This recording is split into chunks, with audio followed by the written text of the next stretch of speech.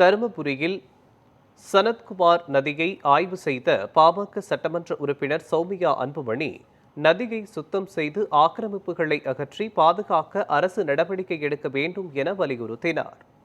செய்தியாளர்களிடம் பேசிய அவர், மேகதாது அணை கட்டக்கூடாது என்பதில் தமிழ்நாட்டின் நிலைப்பாடு உறுதியாக இருப்பதாக தெரிவித்தார்.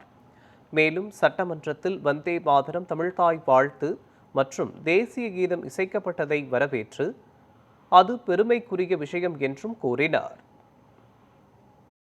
நதி என்பது சாக்கடையாக மாறி போச்சு.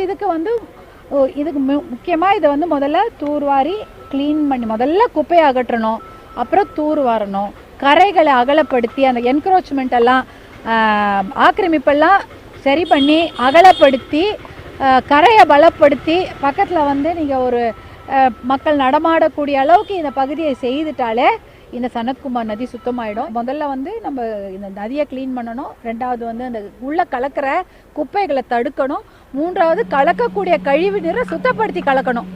இது ஒரு 3 தீர்வு. இது 3த்தையும் அட் அ டைம் ஒன்றோடு ஒன்று சேர்ந்து செய்யணும். இதை முடிச்சப்புறம் தான் அது அப்படின்னு பண்ண முடியாது. அதற்கான திட்டங்களை தான் செய்திருக்கிறாங்க. அரசாங்கத்தில் இப்போ இதுக்கு கொடுத்துருக்குறாங்க, இதை க்ளீன் பண்ணணும்னு. ஆனால் அதுக்கு இன்னும் நிதி ஒதுக்கீடு செய்யப்படலை. திட்டங்களை கொடுத்துருக்குறாங்க. இப்போதைக்கு என்னென்னா அதுக்கு நிதி ஒதுக்கீடு செய்யப்படாதது ஒரு குறை.